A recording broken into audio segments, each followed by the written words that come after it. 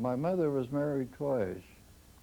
Uh, my dad and the man that she married, whose name was Tom Hooper, went to school together in England. And I was trying to think of the name of the county or district they called it, or it was Cornwall. And his parents left right at the time that he graduated from the 8th grade, and that was their limit in the public schools at that time. And he went to America with his parents and had gone to Republic, Michigan. And when my dad finished school, he went out and signed up with a farmer and did farm work for 2 years. And got kind of discouraged. He had a brother in America in Ironwood. He had a brother that had already gone over a couple of years before was in Pennsylvania, and they were always writing to wanting him to come out, telling him how nice it was out here and how work was plentiful. So, of course, he didn't have much money, he didn't have no money to go, so he went down to the port and signed up for a commercial boat to Australia as an assistant cook. And spent a year going around Africa, stopping at all the ports. Spent a little time in Australia, New Zealand, and then came back. Took almost a year before he got back home. Well, he didn't want to sign up for another year for another trip, so he went back to his old job on the farm and stayed there about a year and a half. Finally, he thought maybe he could get a trip on a boat coming to America. So he went down and inquired, and sure enough, he was hired assistant cook on another freighter going to America. Well, when he got over to New York, months later, why, they had unloaded the ship, put on the new cargo, and all the help had several hours to go into New York City to have one grand look at it, but had to be back at a certain time during that night because the boat was going to leave. And they could have taken lunch with them, so my dad had a bag, but he didn't have any lunch in it. He had his razor and things that he thought he would need on the trip. Took a couple of shirts and 2 pair of trousers, he put them on and wore them. When he got in New York in the crowd, he rushed over to Northwestern Depot and bought a ticket to Ironwood. He doesn't know what happened after that. Of course, the sailors and help on the boat weren't paid until they got back to England, so he said he lost all this money that he made on the trip. So it was, he had no problem finding a job in the auto farming company in the mine. Well, his friend Tom, who had married my mother, his first wife, first lived in Houghton because they had cousins in Houghton who were already working in the copper mines. And on her trip over from England,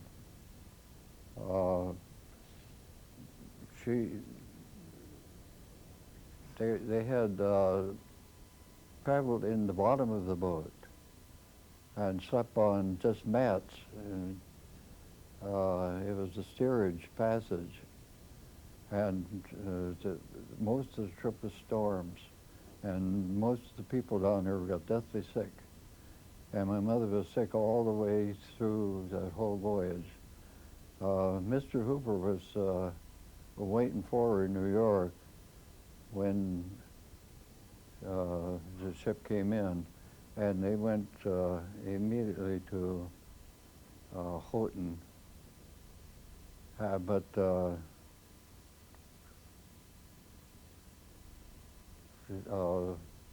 then from there on to Ironwood. He worked in the mine also. One morning, early in the morning, right after the crew had arrived down in the shaft, he was injured. He was caught between a motor car and a big timber, and he was killed. And the boss down underneath, underground, wondered who they could get to inform his wife. And somebody suggested, well, Mr. Wright was a good friend of theirs, why not have him? So they got in touch with him and asked him if he would take the rest of the day off and go over and explain and tell what the situation was. So my dad said he hated to do it because they were so good friends. So he did. He went over and spent several hours over there with Mrs. Hooper. And, but after a year, they finally got together and got married. She'd already had children. Ethel was the first, and Leola was the second, and Frankie. But Frankie passed away when he was about 8 years old. Well, the first baby came to the Wright family about a year and a half after they were married. But he only lived a month or so, and he passed away. His name was Howard. And then I was the next in line, May 22nd, and 1904. And then Gladys came next. She was about 3 years after I was, and Kenneth was 4 years after that. My father was injured about 5 or 6 years after in almost the same type of accident. And he was in the hospital for about a month and a half, and the doctors told him never to go back in the mine again. So the Oliver Mining Company sent him to Milwaukee for instructions in engineering to run a big steam hoist at one of the mines. And then from then on, the next 30 years, that was his job. You used to tell us when we were kids about taking your lunch in the mines.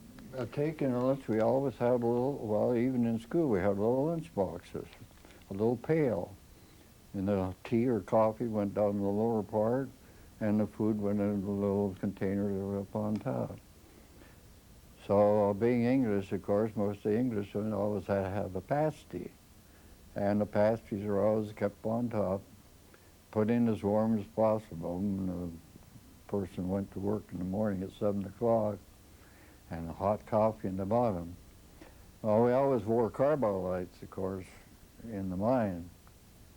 And at noontime, we put the carbide light underneath to heat the coffee or tea, and then eat the pasty, sitting around on the dirt with the mice running over your shoulder, coming up over your elbow, wanting some piece to eat, and we fed them out with mice. And no one ever dared to kill any of the mice. The mice are always pets, because if there's any danger, any cave-in, all you have to do is listen to the mice and follow them. They'd go. They knew when there was danger. So we never killed any of the mice. But going to school, we had a pail exactly like the miners wore, and it was about a third as large. And we always carried that to school.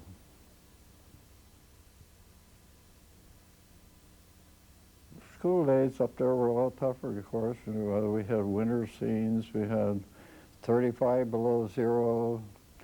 I could go to school by walking about a mile and a half and follow a highway, but the highways that early in the morning weren't cleared anyway because the plows couldn't get out that early.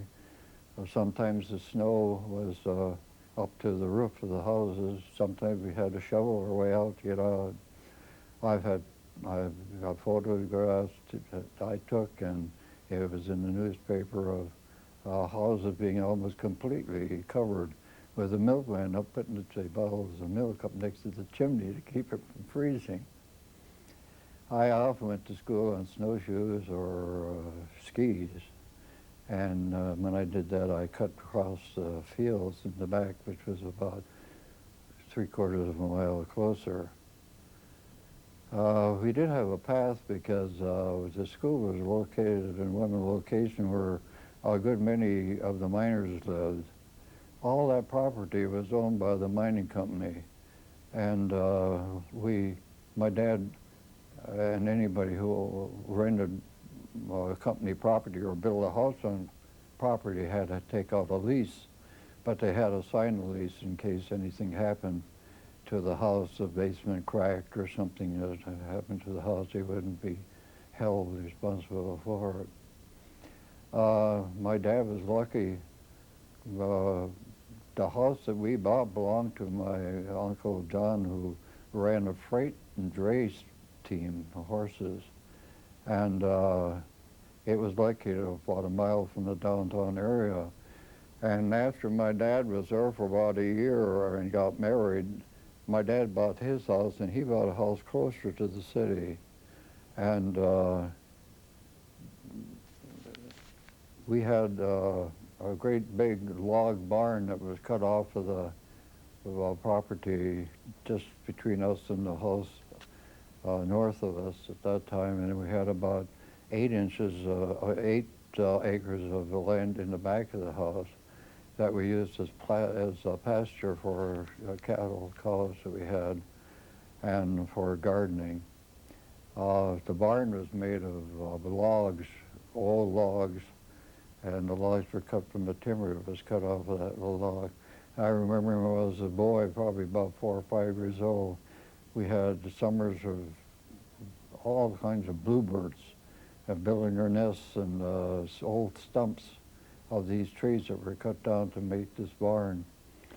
And I remember the neighbor, which was always kidding me about one thing or another, saw me out looking for a bird's nest, trying to, he asked me what I was doing. I told him I was trying to catch a bluebird.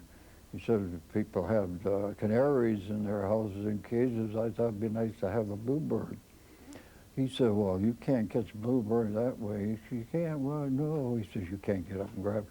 All he said you do is get a salt shaker and get out and hide behind a stump. And then when that bird came in, he said, just put a little salt on their tail. He said, boy, he says, you can grab them right away. Well, I tried it. Mom said, where are you going with that salt shaker? So I told her, and she laughed about it. She said, well, you go out and see.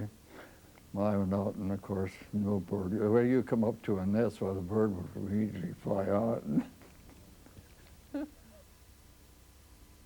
Christmas? Yeah. Oh, we had beautiful. I can remember many, many Christmases that I enjoyed. Of course, we always went out into the woods and cut our own trees and haul that home. That was something. We had about 2 miles to go. And my uncle had his dray horses, and he'd come and pick us up on Christmas morning with the sleigh bells ringing on his little sled that he had purposely just to go for riding. Take us over to their house for Christmas dinner and then bring us back again in the evening. That was a lot of fun. When I graduated, I was offered a job in Menominee, Wisconsin. They were building a brand new junior high, and they wanted somebody to come in and take care of the vocational department. That was the ordering of the machines and drawing up plans for the locations and the course of studies that boys would have to go through. So I accepted that job, and I spent that 1 year and had that school already and going, teaching a couple of classes besides during the late afternoon hours. Toward the end of that year, I had a letter from the registrar at the college saying that Richmond, Indiana was building a new school, and they were having a difficult time trying to find somebody to put in their new program in their school, and asked me if I would accept. So I thought it over. It offered quite an increase in salary, so I said, okay, I'll go. So that next summer I went up to, spent the summer in Michigan, and took a course under Newt Rockney from Notre Dame University, and Doc Meanwell from University of Minnesota, because they had offered me some coaching work besides at Richmond. So What were you going to coach? basketball, football, track, the whole works. Did you know anything about coaching? Well, not very much. Of course, I was played football, and I played some basketball, and quite a lot of baseball, so I knew quite a lot about it. But I enjoyed working with children because during one of my years in summers in college, I was a director of one of the playgrounds in Milwaukee for the summer. And that got me interested in probably going ahead and teaching it in school. Well, I went to, accepted a job at Richmond, and first day of school, during our first meeting, teachers group, I met my wife, Bess Ingersoll. I found out that she was her first year in Richmond, and she had 1 year teaching also, and she taught down at Wentworth, Indiana. So we hit off pretty well for the year. She was born in January the 3rd, 1904, in the Clay City, in Linton, Indiana. And her father worked for the Linton Mining Company. And her mother passed away when she was 2 years old. And her grandmother and grandfather took over and took her back. After the mother died, the father went back to his old job in Linton, and within a year had married. And he wanted to have the daughter back again, but she'd been there so long, about 2 years, and Grandma Ward, which was her name, because so was hatched to her, that they talked me in at least to leave him there for another year or so.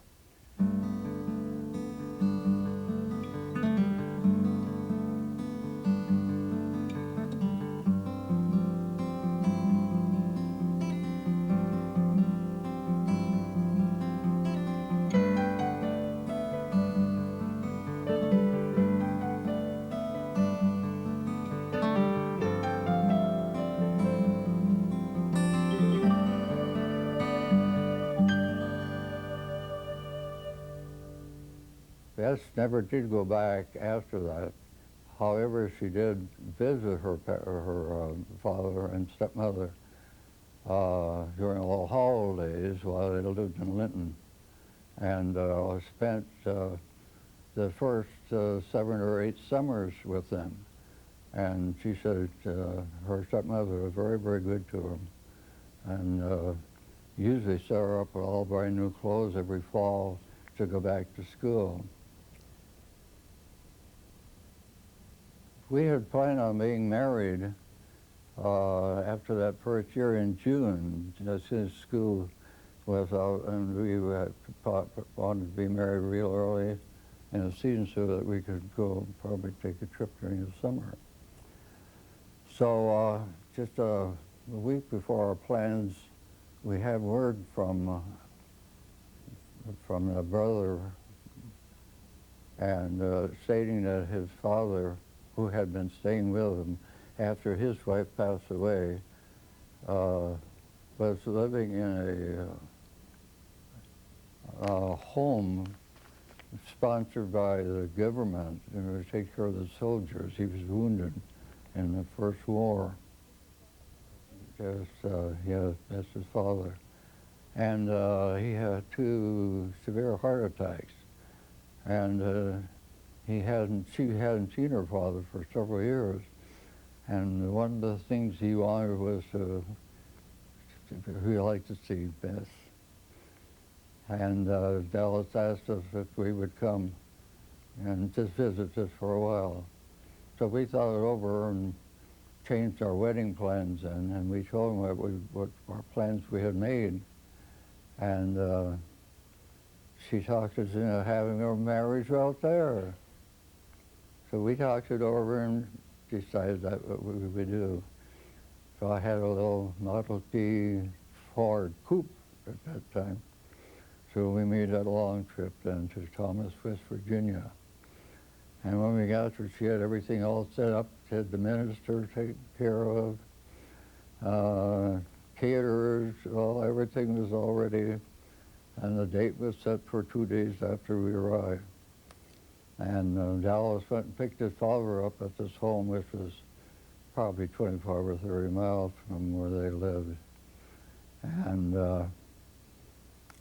the next morning after we arrived, we drove the old Ford, coasted the old Ford down the mountainside for 10 miles to the county seat to get a marriage license. We had no trouble at all. And of course we had to drive back those steep miles again, get back to Thomas. Well, we stayed there then, and after the wedding we stayed for, we had planned on staying until Sunday, leaving on Sunday morning on honeymoon. But Sunday night we had a terrific rainstorm. And we get up the next morning and the house up on the side of the hill next to us, his garden washed out, and all the cabbages and rutabagas and potatoes and whatnot, I'd all cave down and run down into Dallas's yard. And we found out that the landslides in the mountain and rocks were over the roads. We couldn't leave, so we had to spend 2 more days. Where had you planned to spend your honeymoon? We drove to Washington, D.C., where she had 2 relatives and stayed there for a week. And then went to New York City and spent about, I think, 3 days there. And then came back, drove back here to Michigan, up to my home, to show my folks my new wife. I hadn't seen her picture before. They'd never met her before? Never met her before. Well, they liked her right from the beginning, so we had no trouble there. And we stayed there for most of the summer, just get back in time enough again for school to start. Well, I stayed there 1 year, and then I got another letter from the college. They're building a new school in Elgin, Illinois, and they would like to know somebody that could set up their school system for them. So again, I was offered a nice raise. We talked it over. And we were getting kind of tired of Indiana where the weather was hot down there. We thought we'd start to go back north again. So we accepted a job in Elgin, Illinois. So Abbott School was in the process of being built. And, but they did have some vocational work in the grade schools. They had 3 shops. And my first year I spent in one of those shops, taking care of 8th grade students only, teaching woodwork and metals. When the school was finished, and I went and worked in the new building and spent about 6 months on laying out, getting the new shops ready, while the other 2 centers took care of the 8th graders. And then when the junior high was finished, all the students in the west side, which I lived on, which I taught on, were then transferred over to Abbott School. And then from then on, I taught mechanical machine drafting, architecture drawing. And the picture is of my wife, myself, were taken in the Abbott School auditorium the last day of school, the day I retired.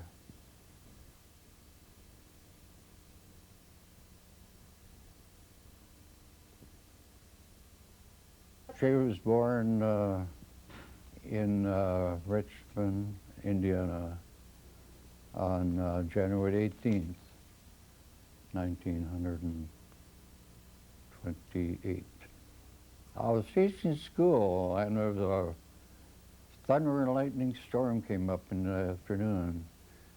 And I got a call from, we were renting an apartment, upstairs apartment, and the woman downstairs happened to be home when she had her first pains. And she called me immediately and told me what was happening. And by the time I was home, the baby, Jean, was already born. Who delivered her? And she had delivered the baby, yeah. The neighbor had? Yeah, the neighbor had. So we got an ambulance and rushed her to the hospital. And she remained in the hospital for about 5, 6 days. We visited that summer in Clay City and then left for Elgin probably the middle of August. So there wasn't a whole lot of time between No, there those. wasn't very much time between, no, that's right. We first lived in 2 apartments, and then the third place we had a rented house, and then finally, after about 7 years, purchased an old house, was about 95 years old, which I spent many long hours fixing it up, and we had a very nice house to live in for the rest of the year. Well, when we used to go out to visit in Clay City, Indiana, Aunt Donna, which was one of the 2 girls, the ward girls, the father had, the grandfather had run, Donna's father had run a newspaper. He was editor and owner of the Clay City News. And $2 Pearl, which was Bess's mother, had worked in the office ever since she was old enough to help out. And Donna took care of the office work. But after Pearl passed away, he kind of lost interest in his work. And he had nobody to do it. The daughter had learned to set up the presses and make copy and do all the work that it was hard to get people to do the work, and he couldn't handle it all himself. And Donna didn't do very much of that kind of work because she worked in the office, handled the financial end of it. So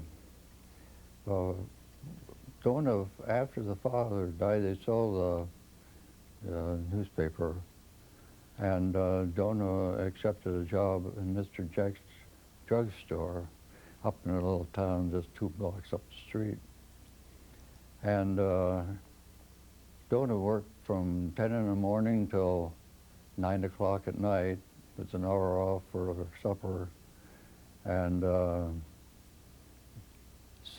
Sundays she worked from 9 to 6. In other words, she worked all 7 days of the week.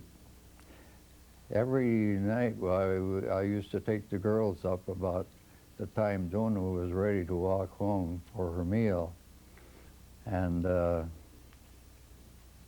girls liked to get their Coke and root beer.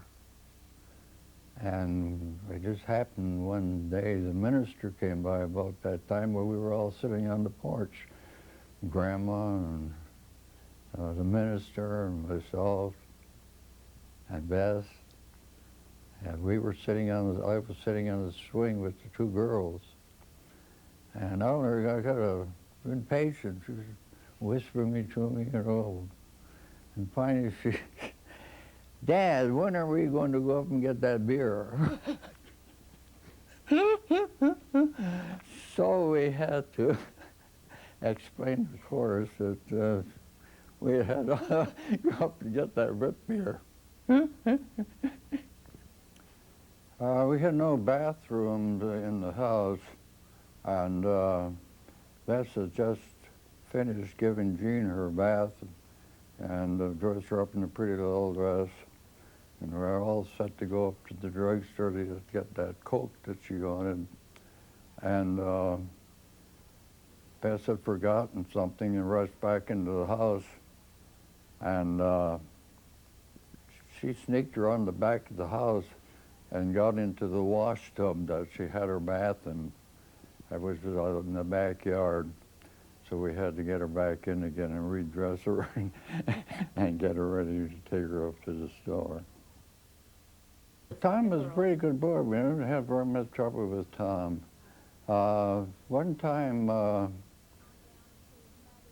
during vacation, we was in college, while we had gone to Sacramento, and Donna was home alone with Tom.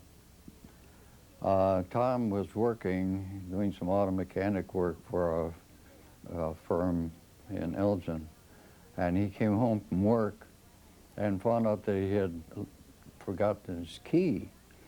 Well, Donna happened to be working. She was working at the time at the YWCA, making salads, so there was nobody home.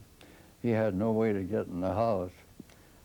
The garage door was, of course, unlocked, and there was a stepladder in, so he would get the stepladder out and put it up against the kitchen window, removed the screen, and found the window was not locked, so he raised the window and attempted to crawl in. Just then, a squad car drove by very slowly and spotted somebody crawling into a window of a house. The course stopped and went up and grabbed him. So he had to prove by the neighbor next door that sure enough he lived there.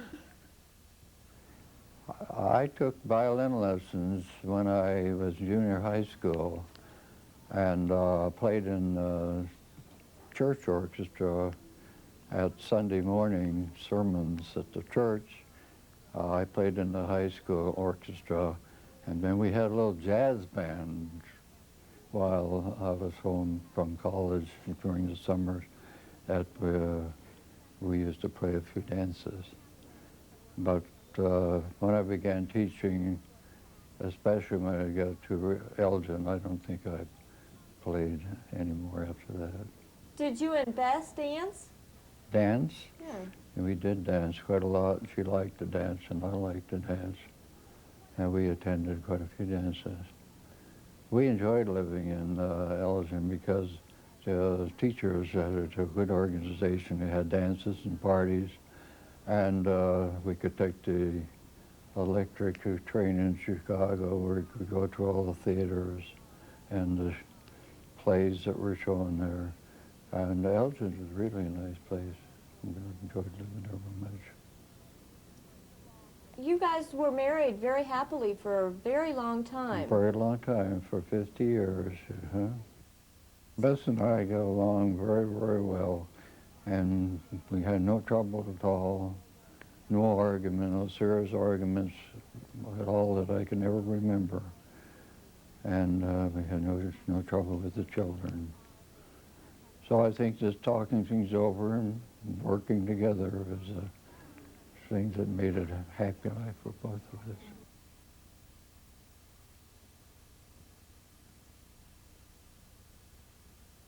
Sisters finished high school.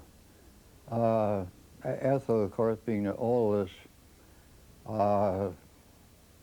registered in St. Luke's Hospital in Duluth, Minnesota for a nursing course, 4-year nursing course.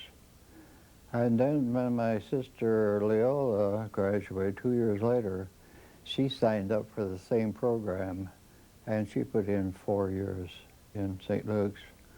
My sister Ethel, when she graduated, went out as a private nurse and took care of rich people in Minnesota, Florida, traveled with people, with millionaires with money. And after that, she came back and was offered a job as head nurse of the University of Michigan School of Mines up at Houghton. She was head of the medical department for students in the dorms and so forth.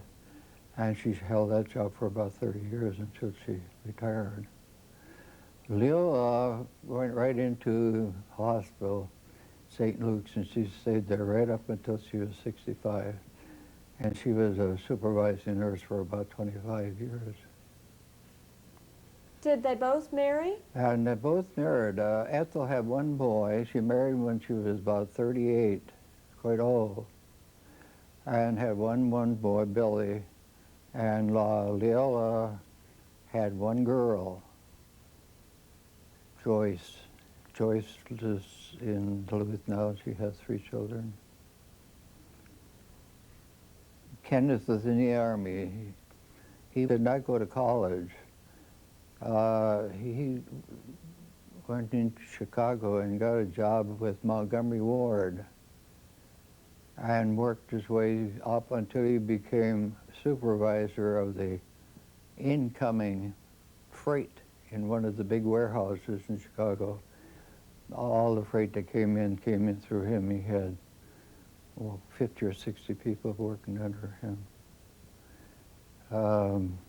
Gladys went in Chicago. She was married, and they went to live in Chicago. And she worked for Weebolt, the big stores on State Street, for about 30 years, 30-some years. And her husband, Ray, he was in the Navy, and she met him at one of the naval dances up in Michigan. And when he came back, he got a job in the electric rail system in Chicago.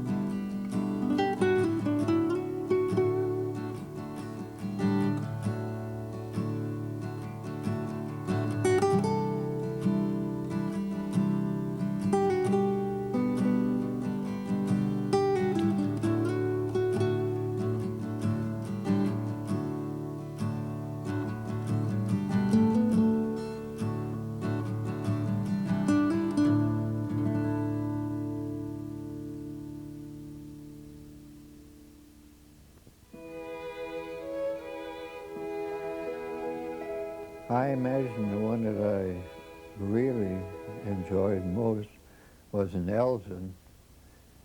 We moved into our house, new home that we bought, the house that we bought, oh, probably in August, but it took many, many weeks in order to fix it up and make it real livable.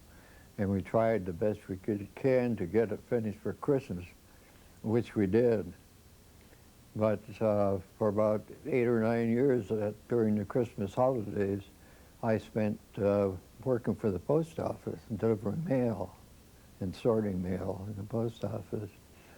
And this particular Christmas, I had 2 routes to make, one morning route and one afternoon route on strange routes that I'd never gone to before. And it was 6 o'clock before I finished. I got back, it was real dark. Got back to the post office. By the time I got there, a real bad wind snowstorm blew up. Stopped all traffic. I had to walk home. There was no way of getting home. There was a car on the road. I had snow to go through up to my hips. And after walking all day, my feet felt like 2 pieces of lead. When I got home, we had our Christmas tree set up partially, but not fully decorated. When I got home, we pulled the tree out from the corner and finished decorating it. And then after the children had gone to bed, we'd get out the gifts. And I had bought Tom an electric crane with a whole bunch of cars. And I pulled the tree out and I had to put that track all around, which took a long time for that. And by the time we were ready to go to bed, it was almost 1 o'clock in the morning.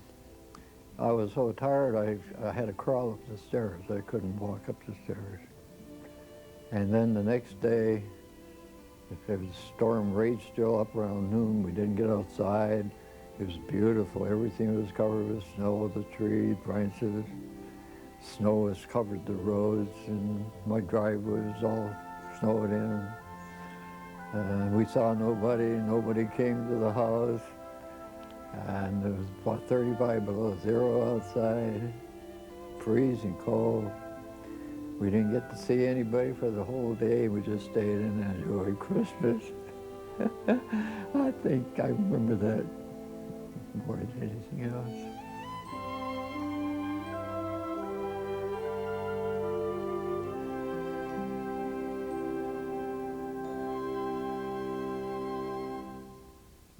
I've had a very, very happy life. I've had wonderful times, wonderful children and grandchildren. I think I've lived through probably the most important century of all time.